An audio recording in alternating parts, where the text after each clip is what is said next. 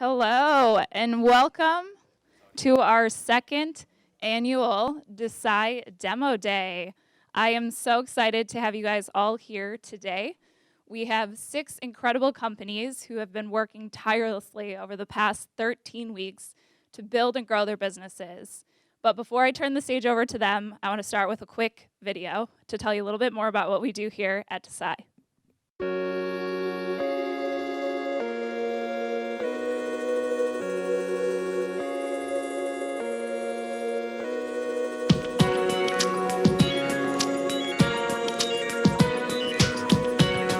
My name is Kelly Lapierre, and I'm the Managing Director of the Desai Accelerator.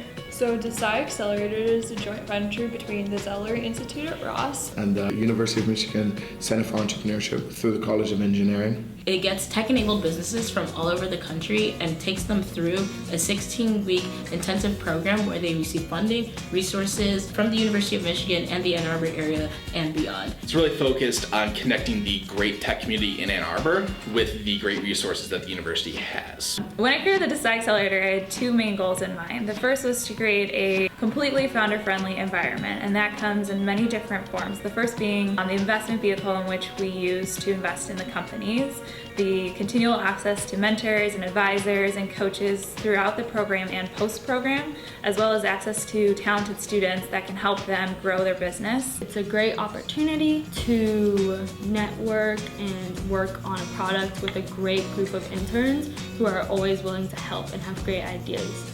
I wanted to make sure that our space allowed founders and interns alike to feel safe in order to take risks, but also supported in order to help each other grow and develop as people and their businesses.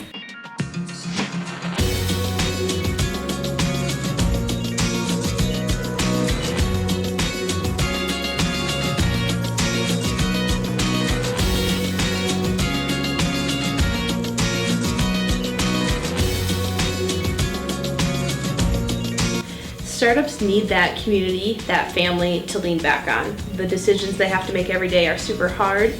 The problems that come up are really unique and only they are the ones to solve them. But having people who have been through similar situations and having people there to support them and push them forward really, I think, allow them to expand their dreams.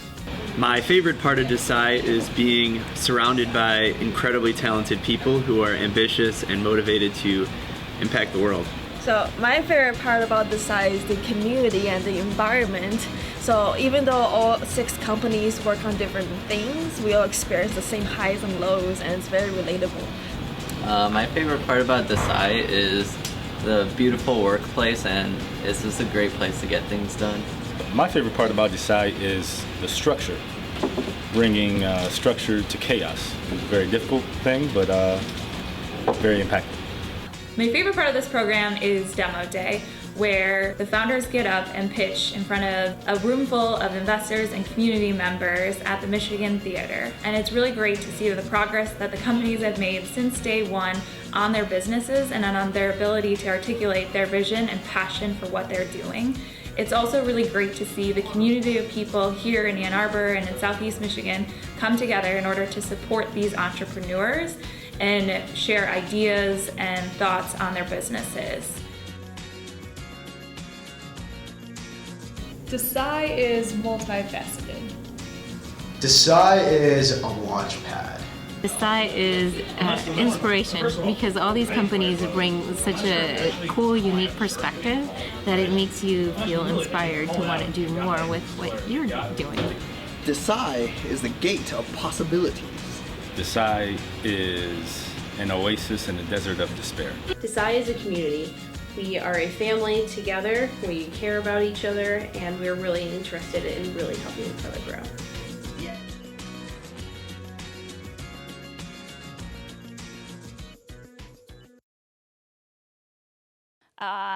As I mentioned in the video, my favorite part about this program is actually today and Demo Day, because of this group of people we have here in the audience that are all come out to support these entrepreneurs in this program.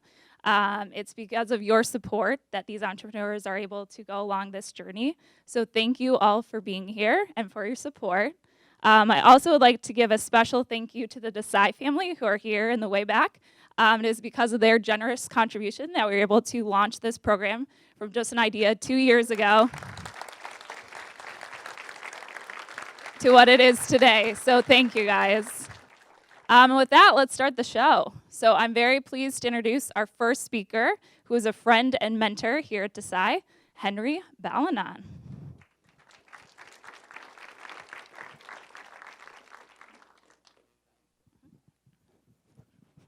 Hello. Hello.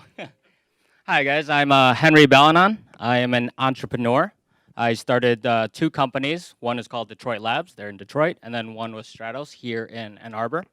And I have the opportunity and pleasure to be able to introduce Ash and Anvil. But before I do that, I want to tell a story. So the reason I became an entrepreneur is because I couldn't be an athlete. And the athletes aren't built like me. Entrepreneurs kind of are sometimes. So I chose that route. So I'm 5'3", and I want to talk about some challenges about that, specifically within clothing. I want to talk about my fashion journey as I was growing up, and then eventually we're going to get to Ash and Anvil eventually. But starting off, in the 90s, early 2000s, it was cool to wear really baggy clothes. And that's what I did. So for a very long part of my life, actually, in the beginning, I wore very baggy clothes. Eventually, I wanted girls to like me, and I had to wear better fitting clothes. The problem is I went to retail stores and none of that fit. And so I did a little trick, and this is back in my skinnier days. I used to go to Gap kids section and get the extra large. And it was great because it was a little bit cheaper and it was clothes that fit me, which worked for maybe a few years until this area started growing right here. And then my wife said, you should get some clothes that fit. And so I started going to retailers and I got this polo here. This is a size small. And the problem with this is this. When I extend my arm here, this goes way past my knuckles. And if I wear this untucked, you can't see it down there, but it like comes down like pretty low over here. So if I'm wearing shorts or anything like that, it might look like I'm wearing nothing underneath, which is not a good look. And so, there's a segment that Ash and Anvil covers, and they started making shirts. Can I cue some music to do a reveal, please?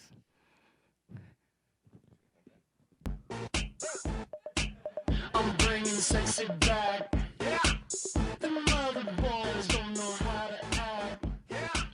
I think it's special what's behind your back.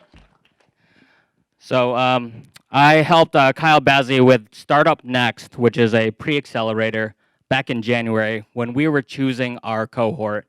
For me and for Kyle, they were one of our top picks.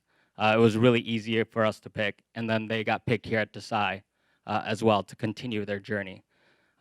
Steven and Eric, they're great entrepreneurs, and I've been working with them for a few months now. I met them when they were both living at Eric's grandmother's condo in Farmington Hills, and now they have an office, and now they have a lot of volume coming in through their sales. But I respect these guys a lot, and so I want to introduce the first Desai team, Ash and Anvil.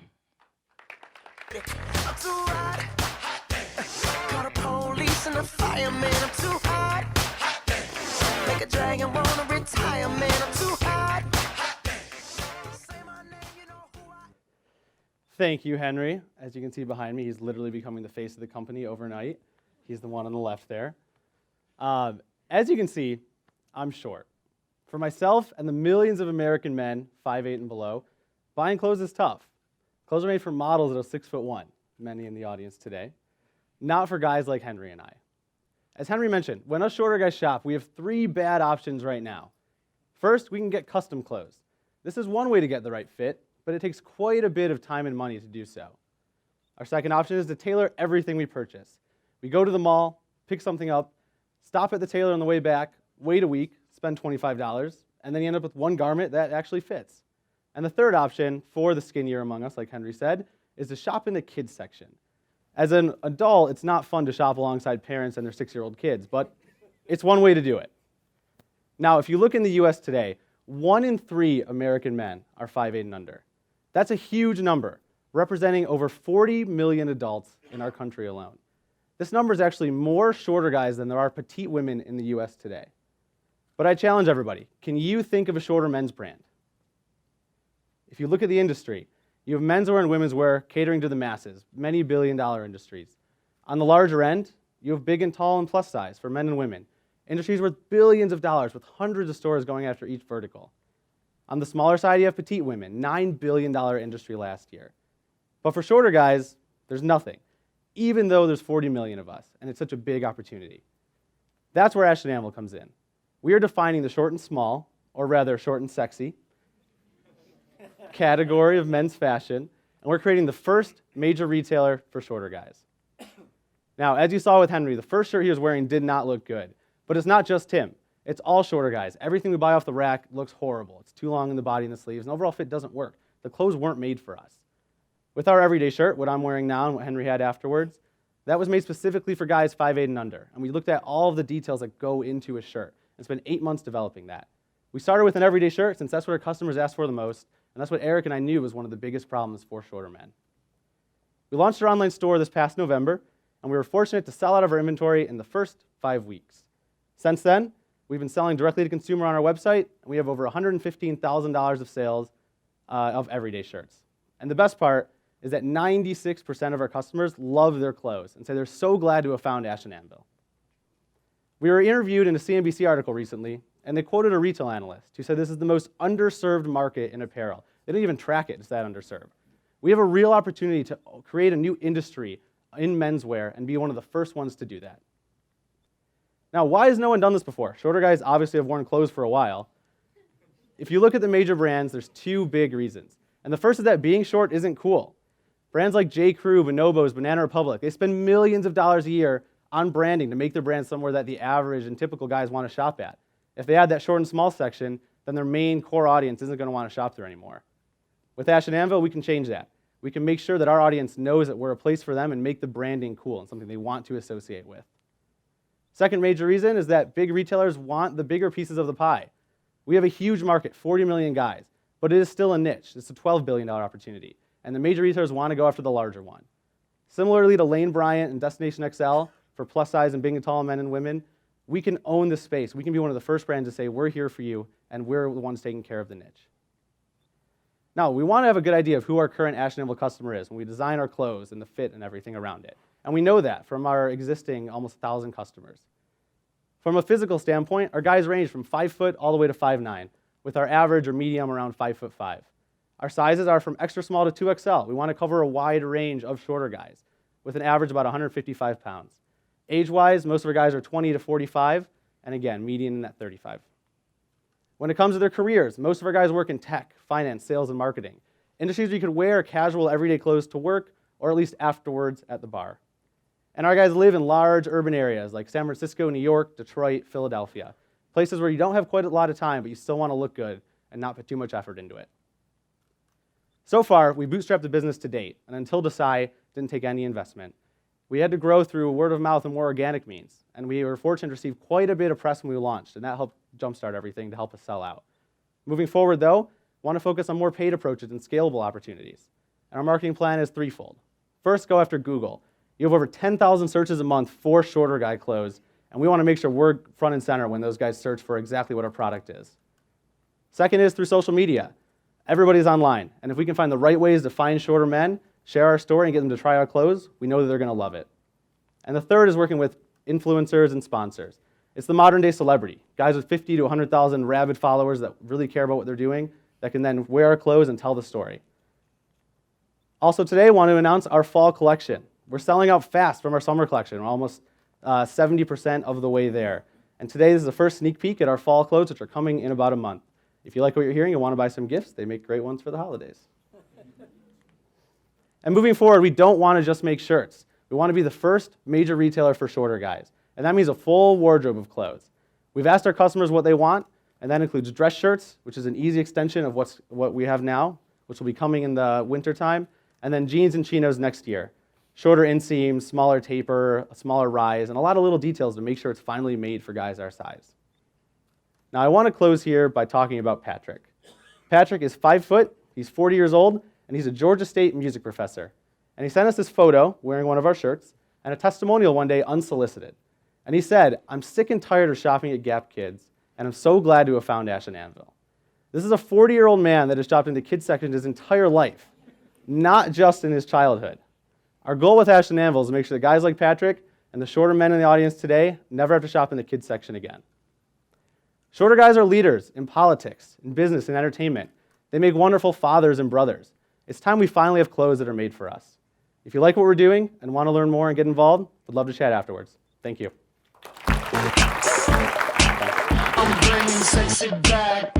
Hi, I'm Jim Price, and I'm keeping my clothes on. I know you're happy to hear that. I'm a serial tech entrepreneur for 25 years and counting in the software and internet space here in Ann Arbor. I also teach at Michigan Ross, teach entrepreneurship, and serve as an entrepreneur in residence at Zell Lurie Institute. I have the pleasure today of introducing you to Jamhawk. Now, let's talk about music. Music affects all of us in our lives. It touches us in various ways, but all of us are fans. Some of us are also musicians. Music affects all of us. The digital music business in the US alone is $5 billion right now and growing. But there's a problem. It's so easy to, on the one hand, for us to access digital music, but it's too often the popular stuff, the hits, or the golden oldies. How do we go about, I've been struggling with this for years, discovering neat new stuff, to discover those great new tunes, to discover those great new artists. Here's the cool thing. Jamhawk has cracked that code.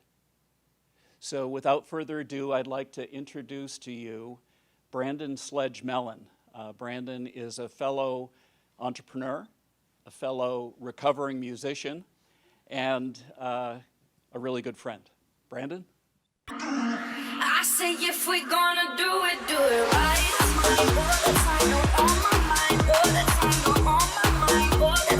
If we're gonna do this, do it right. Thank you, Jim. Hi, I'm Brandon Sledge-Mellon, founder of Jamhawk, a music discovery service. I'm here today to unearth the greatest music you never knew existed. I'm here to do this because discovering great music, the music that's just right for you, is incredibly hard. Music discovery is hard. It's hard because it's so fragmented. As you look at this chart, you'll see a list of different services that people use to discover new music in 2015. One thing you'll notice is that people used AM/FM radio and friends and family more than the music technology to discover new music. The music technology is not solving the music discovery problem. As you look even closer, you'll notice that people even used Facebook more than Spotify to discover new music. It's because this market is so fragmented that users are so open to using new services. Nielsen found that over 80% of Americans with music streaming accounts had more than one music streaming service. Now, the market research suggests this number is so high because there's such a significant level of dissatisfaction. People can't get the experience they want, so they're forced to build it by using different services for different functions.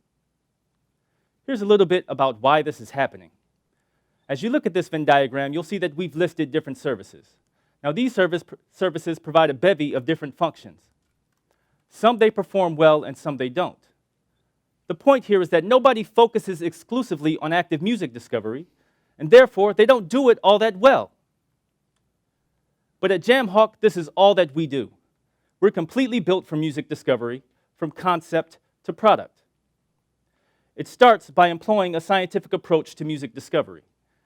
Recently, neuroscientists revealed that activity within the ventral striatum, a key portion of our brain's reward system, was significantly correlated with with the eventual commercial success of new songs as respondents were scanned while listening to new music. Now, these incredible results serve as the basis of our hit prediction system that we use to distill millions and millions of song possibilities into a smaller, optimized database of 30,000 songs of the highest quality. Furthermore, we provide you with a service where you can find fresh new music, quickly get down to what's just right for you, and seamlessly integrate your findings into your existing libraries like Spotify and iTunes. Now, we do this because it's a huge benefit to you, but we also do this because you don't have to change much about your current behavior. Our discovery system is currently available to you as a web interface, and we're building our iPhone app, which will be released this month. As you look at our interface, you'll notice intuitive and innovative tools that will help you unearth the greatest music you never knew existed. But first, let's talk a little bit more about the market, how we're different, and why we win. As we look at the market, we can examine it according to its key features. Let's start by separating the players into listening systems on the left and discovery systems on the right, meeting user behavior on both active and passive fronts. We'll begin in the lower right with passive discovery. The leader here is Shazam. The problem with Shazam is that you use it when you already know the song you like. You're just looking to get more information about it. As we move to passive listening, the leader here is Pandora. The problem with Pandora is that it's incredibly restrictive in debuting new music. Not only that, you don't have any control over your next song choice. Ultimately, this is a confining experience. As we move to active listening with Spotify, Spotify is an on-demand streaming service. The problem with Spotify is that it's over 30 million songs. How are you supposed to find the fresh new music that's just right for you when you're looking at a list and lists of songs? It's simply overwhelming. So where do you go when you're actively looking to discover new music? There's no one in this space.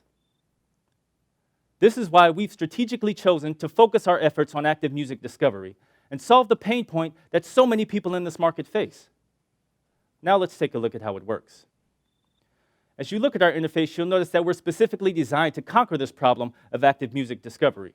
And it starts by addressing two of the key issues I just highlighted: too overwhelming and too confining.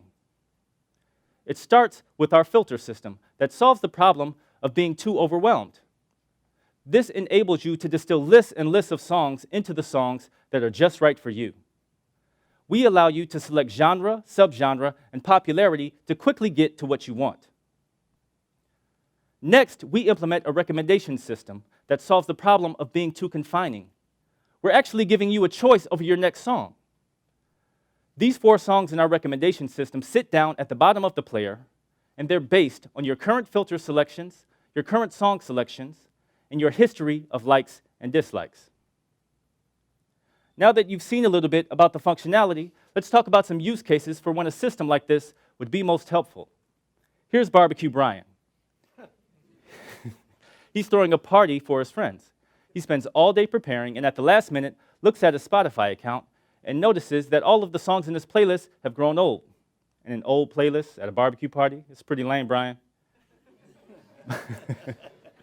But if he were a Jamhawk user, he could use our filter system to quickly find the fresh new music in his favorite genre, ensuring his party is a success. Next, we have Road Trip Rachel. She's going out of town this weekend with her friends. Now, she's someone her friends normally look to for recommendations, but unfortunately, she didn't have time to build her playlist like she normally does. But if she were a Jamhawk user, she could use our recommendation system to build this list in real time, ensuring she doesn't lose any credibility with her friends. Finally, we have Workout Will. Will's a busy person. Today, he gets to the gym on his lunch break, pulls out his phone, and starts flipping through songs in his workout playlist, and notices that they're all incredibly old, and it's just not that motivating anymore. But if he were a Jamhawk user, he would never have this problem. He could use our seamless integrations to keep his playlist fresh and exciting, ensuring he always gets a great workout. Now, these examples, although they don't represent all use cases, are all indicative of a larger problem. Why do Brian, Rachel, and Will struggle so much to find fresh new music and to build playlists? It's because they all suffer from a very serious condition known as playlist area fatigue, colloquially known as playlist fatigue syndrome. They're perfect potential users of Jamhawk, which would have saved them a lot of time and a lot of fatigue. 2 months ago, we launched the beta version of our web application as we were building our mobile app. We've since grown to over 500 beta testers who've given us great feedback that we've been able to iterate into our mobile build. One of the key metrics we wanted to track when we started was skip rate, or the percentage of time a person hits the skip button while they're in our system.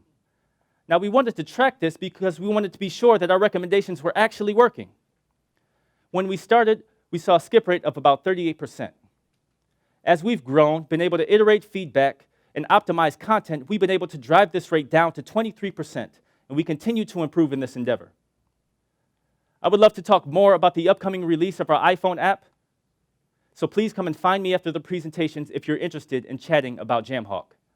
And let's talk about how Jamhawk can help you unearth the greatest music you never knew existed. Thank you. I say if we're gonna do it right. Good afternoon. Here we go. They're out there. It's dark, but I can see you. My name is Jeffrey Post.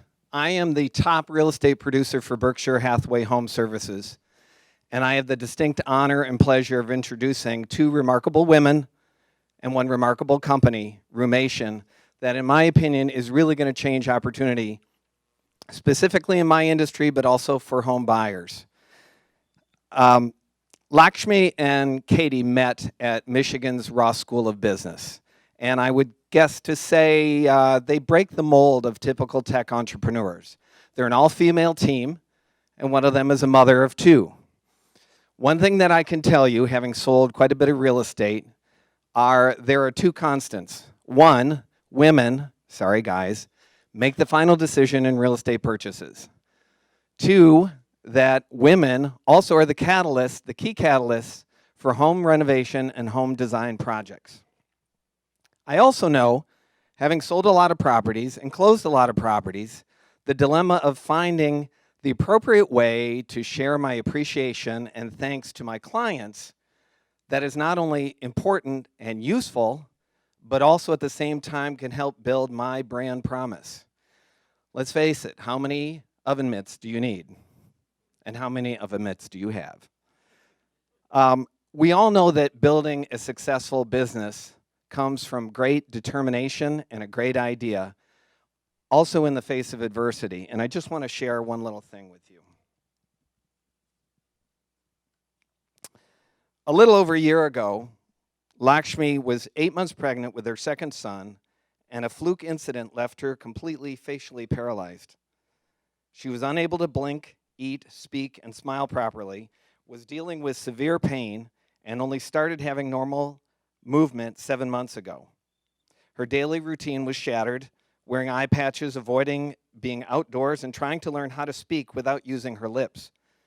While balancing being a mom to an infant and a toddler, it was pure determination that led her to avoid the doctor's recommended cranial surgery, and she is now 80% healed purely through hard work and physical therapy. During this time, no one would have blamed her if she decided to shut down Roomations. But she was determined and knew she had something that people found valuable. Through the support of her family and her co-founder, Katie, she faced her challenges head-on and has built a remarkable product. It is the same determination that is found in only a handful of people, which makes her a successful entrepreneur and one to watch. Ladies and gentlemen, I give you Roomation. Just know you're not alone. 'Cause I'm gonna make this place your home. Thank you, Jeffrey. That's a really nice introduction. Well, hello, I'm Lakshmi, founder and CEO of Roomations, a site that connects homeowners with a network of interior designers online who will help you put your space together. Raise your hands if you've ever moved before and had to set up a place. Seems like most of you here have, except that guy looks like he still lives with his parents. Well, I am a mom to 2 incredibly energetic little boys, and because I've had a few moves, I've had to spend a lot of time setting up. Don't you love the excitement of being in a new place? I mean, it's kind of a blank slate for anything. So maybe in this excitement, you start getting ideas of how to put the place together. Maybe you surf Pinterest or look at Hows or watch HGTV, or maybe you have absolutely no idea where to start. When I say a ton of ideas, I mean a ton. The idea of going through all these sites and picking furniture and paint colors while I'm also trying to manage my kids' schools, meals, and schedules is pretty overwhelming. We're part of a generation in which we're overloaded with too much information and too many options for everything, from looking through thousands of reviews about one gray couch to being bombarded with social media photos and feeling though we need to have our home done beautifully and quickly, like that annoying Facebook friend that puts way too many pictures of her stuff. There were 6 million homes sold in the United States in 2015 alone. That means there were 6 million times people thought about furniture. 6 million times they thought about paint colors. 6 million times they had to set up a place. These new homeowners, on average, spent $7,400 in the first year alone on furniture. So that translates to a $44 billion industry. You know, my family and I, we were part of this industry a little earlier this year when we bought our home. And when our realtor took us through the process, she had these cool tools to help us along the way. From a site that connects us with lenders to another site that helped manage all our closing documents. And there were plenty of places she could have helped us to reach vendors and contractors so we could put our home together and get quotes from movers so we can directly move in and manage our move online. But there was nothing she could have helped us to set up the place, which is the most overwhelming and longest lasting part of the home buying process. Roomations is that solution. Let me show you how it works. Meet Amanda from Seattle. Amanda recently bought a home with her husband and 2 children, and she was so excited about the place, before even closing on the home, she started picturing what her living room would look like. She started saving ideas to Pinterest and just looking online. But at some point, it started getting overwhelming. So her realtor came to her and said, hey, listen, Amanda, I'm not an interior designer, but through Roomations, I have access to a network of 100 vetted interior designers that are available in an instant. One of them will connect with you and help you put your place together. So Amanda goes to her realtor's branded interior design website, powered by Roomations. She selects her biggest home dilemma, figuring out a floor plan for her space. She then submits her dilemma, links to her Pinterest board, and uploads pictures of her space. She takes our proprietary style quiz, which helps our designers understand her tastes. And then she's connected with Blair, one of our vetted interior designers. Blair responds to her with a vision for her space and links to products that she recommends to help her put her home together. With Roomations, homeowners get the answers they need, designers earn money for their work, and realtors get the accolades. Now, I brought up the realtors industry a few times today, and I really wanted to dig into this market a little bit because this is our go-to market strategy. There are 2 million licensed real estate agents in the United States. This is a massive market. They spend $8.9 billion on marketing alone. And as Jeffrey said, they're looking for innovative tools to help them stand out of the clutter. Usually, they try to be memorable by giving a closing gift anywhere between $100 and $300. And it's typically a basket of wine, gift cards, or a knife set with their names embossed on it. I mean, seriously, do you guys remember those? That's not even memorable. With Roomations, their clients will now get access to a professional interior designer who will give them a blueprint of how to put their home together. And that will help them start living. Now that's a lot more memorable. We initially tested our market with 100 paying homeowner projects, and that helped us refine our product and understand the needs of both homeowners and interior designers. We just launched our realtor-facing subscription site 1 week ago, and in the last few days alone, we've already had 5 sales with realtor teams. Each of these teams has on average 70 transactions per year. So just in the last few days, we've now gotten Roomations in the hands of 350 new homeowners. This is the present. Let me give you a glimpse into the future. By working with realtors, we've simultaneously added a ton of value for realtors, but we've actually also created a sales force for us of people who are recommending Rumations for us. New home construction builders, relocation services, and furniture retailers would all benefit from our platform. We're also talking to major players in virtual reality to help the experience that homeowners have of visualizing the designer-recommended products in their home. And there's potential for furniture retailers to directly hop onto our platform and recommend their products to these new home buyers. We're ready and excited to take this nagging headache of putting a home together off the hands of homeowners everywhere so they can focus on better things, like, if they're like me, making sure the baby's not eating sand. So come talk to me, pull up a chair, or let me know if you need one. Good afternoon. My name is Stephen Everson, and I'm a partner with MRPR. We are a CPA and advisory firm based in Southfield, Michigan. We also have an office here in Carytown in Ann Arbor. I focus my practice mostly on early stage companies, both startups and also second stage type businesses. And I'm excited to introduce to everybody Salton. I think it's a wonderful idea. And I have a fresh story last night. My daughter, who's going to be a 10th grader at Pioneer, I was talking to her last night about Salton, actually.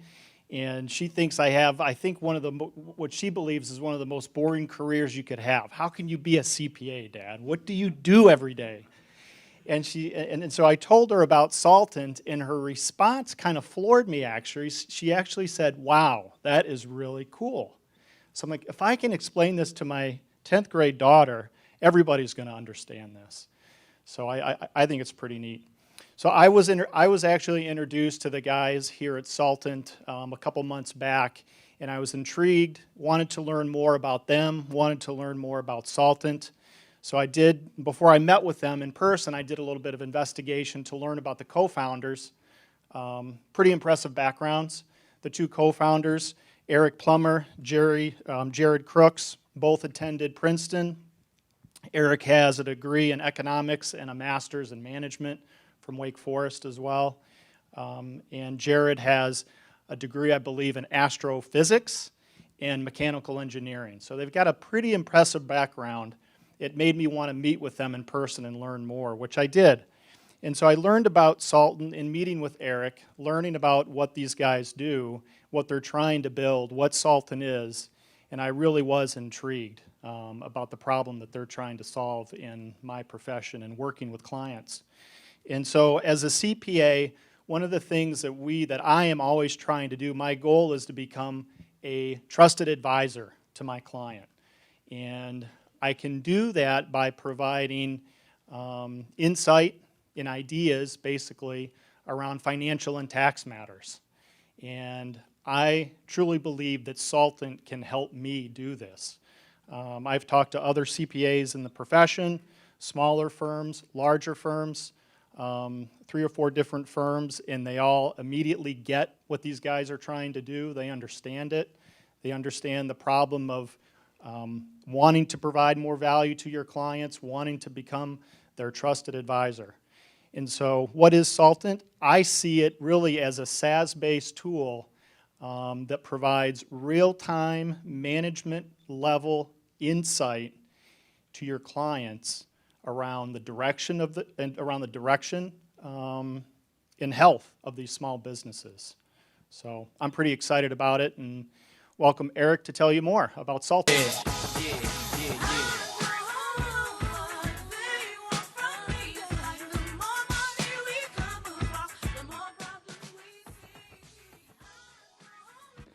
Thank you very much, Stephen. I appreciate that. At Salton, we believe that small businesses are the lifeblood of the economy. We want to help them by helping them to understand their financial health like never before.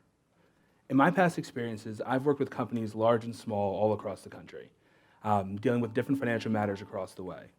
For some of the retailers I've dealt with billion-dollar financial projection projects. For some of the smaller companies, I've dealt with helping to figure out if their finances are in enough healthy of a situation to actually add the first employee. During those situations, the one thing I realized is that the big companies had things, but the small companies are really the lifeblood of their communities. They are the bedrocks. They help the community to give back to itself. They create jobs, they create opportunities like never before. There are about 27 million of them in the US alone. And this is a huge, huge market, but the sad part is 50% of them fail within the first 5 years. And a lot of the reasons why they fail are simply because they don't understand their own financial health. An example of this kind of a company is a company called Lurie. They were a husband and wife couple that's Ivy League graduates, really, really smart people that created a health food bar company. They sold both in e-commerce and in retail. Retail, they sold at Whole Foods and Wegmans. Their business ended up collapsing, but when they looked back, they realized it was because of one reason. It was their margins. At retail, they had about a 20% margin, while online, they had a 50% margin. That difference in margin crushed their cash flow. And with no cash flow, the business couldn't survive. Why do I tell you this story? I'll tell you this story because one of the co-founders of Lurie is actually one of the co-founders of Sultan. He, from that experience, learned so much about what it meant to understand the financial health of the business that he wanted to go out and fix it for other entrepreneurs. Then there's me, who spent time dealing with businesses large and small, helping them understand their financial health, and we together decided that Sultan was the way to fix this. For these big companies, they have teams and teams and teams of $100,000 a year analysts that are able to go out and fix any problem the CEO could ever come up with. But for these small business owners, at most it's them and their CPA. And these business owners aren't very financially savvy. A lot of them love what they love to do what they love to do, but they don't like anything else. So for a baker, they want to bake. They don't want to look at numbers all day long. And we want to help them do it better. So we created Sultan. Sultan here is a dashboard that helps them to quickly see their financial health in an intuitive way. We leverage three things: intuitive visualizations, simple insights, and actual recommendations that really help them to understand their financial health. We try to make it as simple as possible for people who don't like numbers to understand that those numbers really impact their business and if they can perform the way they need to. We launched our alpha product in May 2016, and right after that, we actually spent the next month going through QuickBooks certification. We're built on top of QuickBooks, and this is a big deal for us. We went through a technical, security, and marketing review that allowed us then to market directly to QuickBooks customers. We quickly acquired a very small alpha group of about 30 customers to test it out and to give us a sense of how the product was working. We had a 5-star rating in the QuickBooks App Store, and then we spent time just listening. For us, the biggest part of this accelerator was really figuring out where the product should go next. What we learned was the interaction between small businesses and CPAs, there was a little bit of a misunderstanding. For the small business owners, they knew they gave information to the CPA, and in return, they thought they were getting not only their financials and tax returns, but they also thought they were getting lots and lots of advice. The problem is that while the CPAs would love to give all this advice, there's a ton of clients per CPA. And for them, the amount of money they make is directly tied to the amount of hours they can bill. For them, time is money, and there's no way for them to get around that. So Sultan kind of realized that we have an opportunity here to really create a linchpin between the CPAs and the small business owners to give them the help they need and help the CPAs to grow their business as well. The three things that the CPAs told us they needed in order to make this product work were financial benchmarks, dashboards, and alerts. They wanted to be able to know what was going on with their customers, see it visually, and be able to compare them to their competitors to figure out where to go next. So what we created were two products that will help them do this better. One is a benchmark tool. This benchmark tool is actually live on the internet right now, and you can quickly go on as a small business owner and compare yourself to companies of like industry, sub-industry, and asset class, and do this in a really quick and intuitive way. We also created for the CPAs a specific dashboard that overlays on top of the current Sultan dashboard that allows them to quickly see how their businesses are doing and to be able to be proactive rather than reactive with their clients. The biggest part of this dashboard is all about the alerts. We wanted to make it simple and easy for these CPAs to go onto their computers and quickly see how these businesses are doing, understand what action they need to take in order to correct those issues, and to be able to do it in a seamless way. Originally, when we started, it was all about the small business owner. And honestly, it still is. What we learned is that for the small business owners, there's another big part of their financial health. It's the CPAs. And really at Sultan, our job is to bring them together like never before. Our business model was simple at the beginning. We thought we can go out to all 27 million small business owners and talk to them all one-on-one and give them a product that we thought could help save them. What we learned very quickly was that their CPAs were the way to get to them. And that for these CPAs, each one of them has a ton of clients. So if we can provide value to the CPAs, we can really make a splash in the market. And the splash can be really big. For each of these CPAs, they have about 125 customers apiece. That leads for us about the $3,000 a month revenue that we can generate per CPA that we acquire. At the end of the day, it's simply all about the small business owners. They are what makes the community special. They give character, they give opportunities, and we want to help them to really turn their passion into profit. If you guys are interested in helping us to do that, I'd love to speak with you afterwards. Thank you very much, and have a great day. You used to call me on my cell phone. Hi, my name is Larry Cooperman. I've been part of the Ann Arbor community for almost 30 years. I came out to Ann Arbor originally because this was a wonderful place to raise kids. My kids are now grown. They've moved on with their lives. They've relocated. But Ann Arbor is still our hometown. That's how we feel about it. I work in the computer games industry. I'm Director of Business Development for a company called Night Dive Studios. I also do consulting services for a number of companies in that space. Most recently, I've joined the advisory board for a company called Gaudium, which is an Ann Arbor-based gaming startup company that's doing some extraordinary things. A little bit of notes about the size of the gaming market. This year, games for mobile devices, that's smartphones, tablets, smartwatches, are going to generate about $30 billion in revenue. That market space is growing by about 21% year over year. So it's a very lucrative space. I believe it can also be a big driver for future economic growth in Ann Arbor. I think we can really carve out a niche there. We have the right pool of talented people with the right computer skills. The barriers to entry in terms of startup costs are very low. There isn't much required in the way of equipment beyond computers and talent. And I think it's a space where we can really make an impact. What's necessary for that is to have the right people behind it. So without further ado, I'm very honored to introduce to you David Kai, one of the co-founders of Gaudium, and he's going to present what his company is doing. Thanks. Thank you very much, Larry. As he just mentioned, my name's David, co-founder of Gaudium. We're the pioneering anime game studio here in the US. Now, before I talk more about what my team is doing to disrupt the culture around mobile gaming, I have to first talk a little bit about history. So 20 years ago, there's a myriad of small, fantastical creatures that took the world by storm. And you probably know them as Pokemon, small collectible pocket monsters that you could take with you anywhere. This one is Pikachu. Ever since their inception 20 years ago, Pokemon has gone on to become the world's second biggest game franchise, having generated well over $58 billion in revenue. And if you go outside right now, you'll probably even see people tuned into their mobile phones playing the latest game in their lineup, Pokemon Go. It was released just a few weeks ago, and within days, Pokemon Go was topping social media, news articles, headlines, even the stock market charts. Right now, Pikachu, he's worth a lot of money. But Pokemon was just one example of successfully exported Japanese titles.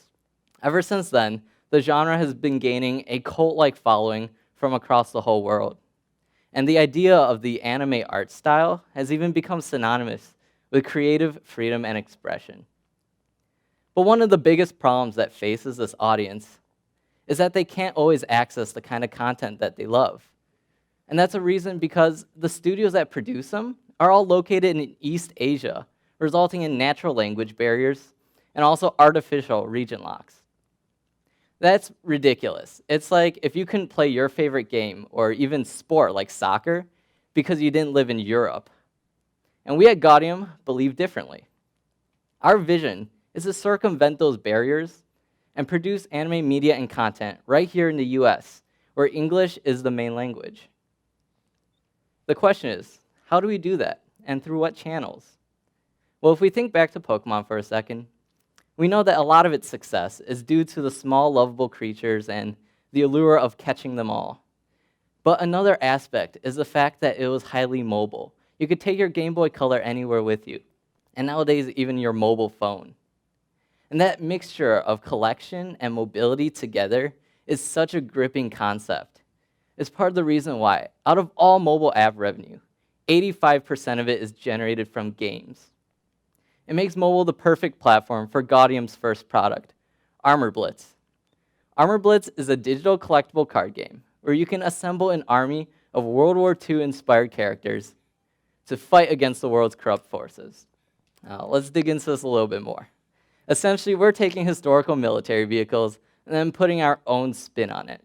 So on the left, you'll see the Soviet Katusha rocket truck. And then this is our character, Katusha.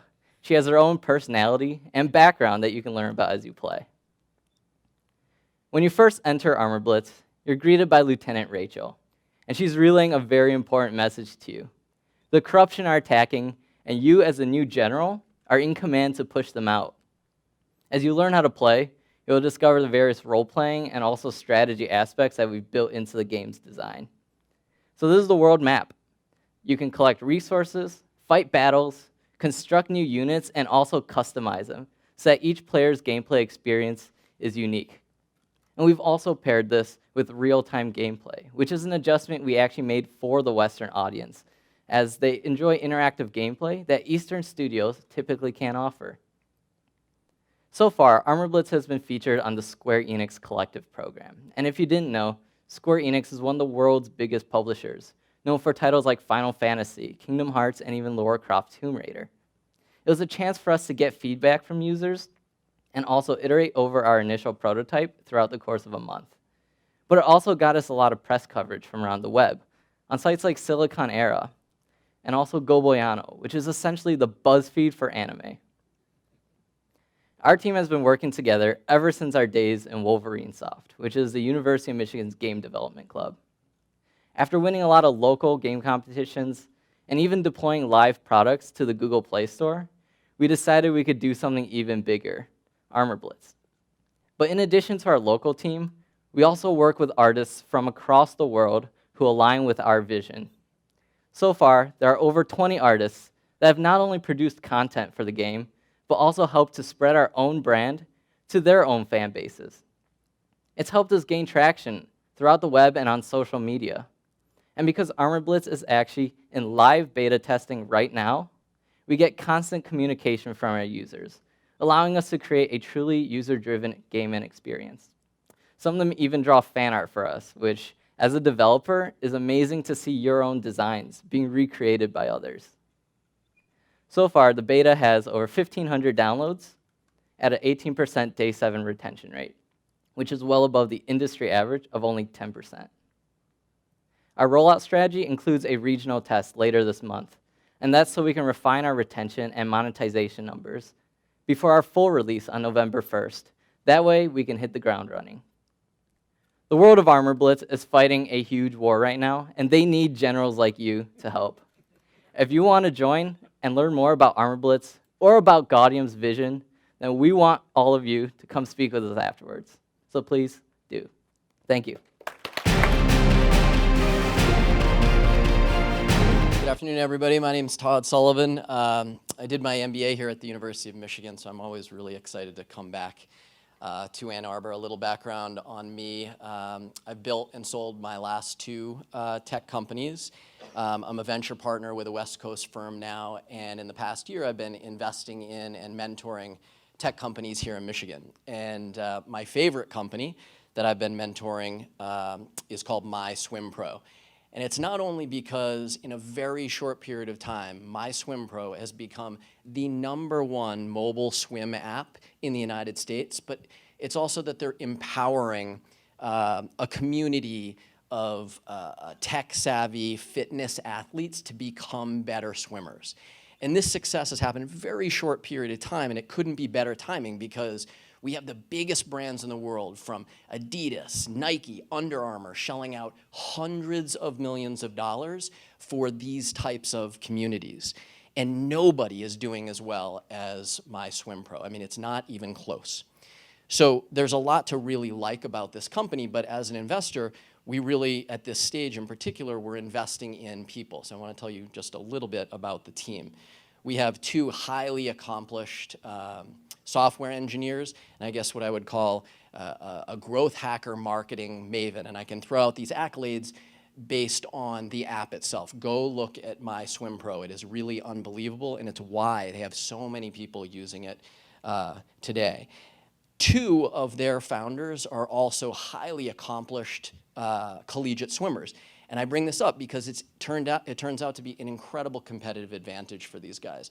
It gives them access to their market kind of unparalleled to any of the other companies that I mentor. They can reach out to gold medal Olympic swimmers. They get to the biggest associations in the world, and that gives them access to this customer and the customer that they have today. The CEO, Faris Sabati, he is special. And I can say this because Faris used to work for me. Faris was a big part of building up our community, our revenue, and helping sell our last company. So when he went off to start his own company, I was very excited for him. He's brilliant. He's a leader. He's a mentor.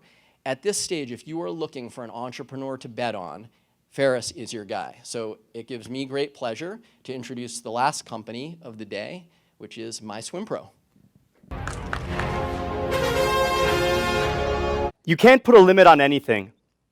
The more you dream, the farther you'll get.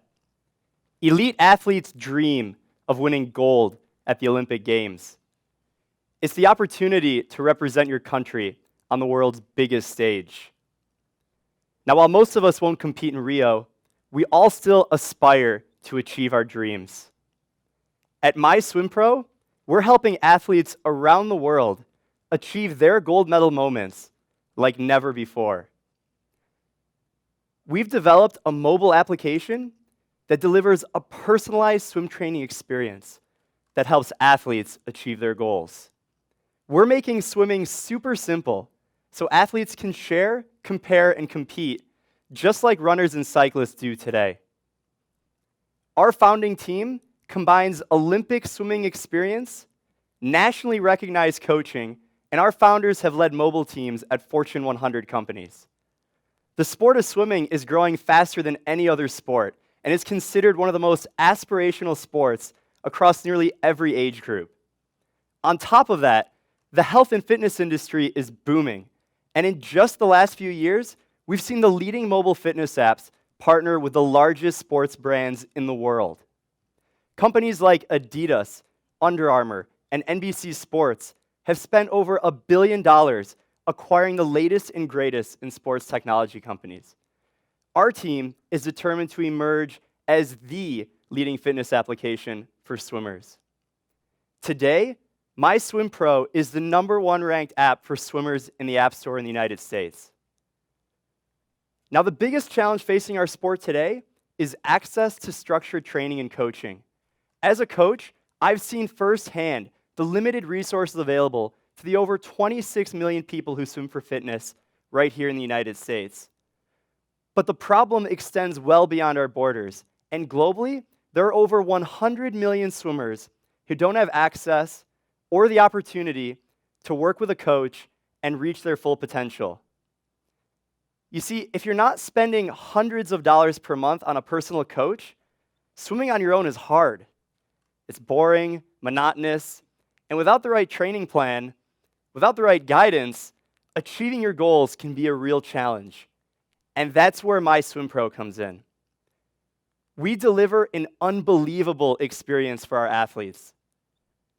Using our dynamic training algorithm, we deliver personalized workouts, instructional video content, and detailed analytics so an athlete can track their progress and measure their improvement. The way it works is simple. You go into our app, you select a workout, and after your swim, you log it. And all your analytics are there at your fingertips so you can track your progress towards your goals. It's like a virtual coach that allows an athlete to train wherever and whenever they choose. But we're doing more than just delivering workouts. We're transforming people's lives. Whether it's helping people like Edel to lose weight, or helping triathletes like Tom cross the finish line at their very first triathlon, the success stories that we've heard from our community are truly remarkable and an inspiration to our team.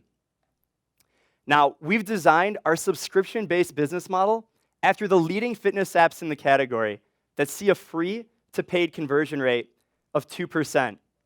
Now, we launched Premium just a few months ago, and we're already seeing conversion rates that are above the industry average. We have over 80,000 we have over 80,000 athletes who have registered on our platform. Of those, 27,000 are monthly active, and together, they've collectively logged over 100 million meters on our platform. We have over 60,000 followers across our social media, and for the last month, we've been featured on the homepage of the App Store. So while you may not be able to see me here today, or whatever slides I have, maybe you do. Excellent. I don't see it. We're going to backtrack so I can show you this. It's pretty awesome. Maybe not. We've been on the homepage of the App Store for the last month, and we've been able to do all of that because of the value we deliver and the loyalty of our community. Now today, we have a mobile and web application that, like I said, we have over 80,000 athletes on the platform. We're building the social elements to our community so that we can connect swimmers around the world so they can share, compare, and compete with each other like never before. After that, we'll integrate with different wearable technology companies. And we've already been approached by the leaders in the industry who have approached us about building exclusive integrations with their devices. Now, after that, we'll look to grow through teams and building leaderboards and challenges. Now, it's been a thrill to share with you some of the gold medal moments that have come out of our community. And I'd love to speak with you guys more about what some of your gold medal moments have been in your life and how our team is empowering aquatic prowess across the globe. Thank you. I feel so lucky to get to come to work every day and work with this group of talented and passionate individuals who are helping teach me things, and I get to brainstorm with and laugh with and ultimately build the awesome companies that you heard from today. I'm so proud of what each of them have accomplished. And so for the last time, can we get one more round of applause for this group?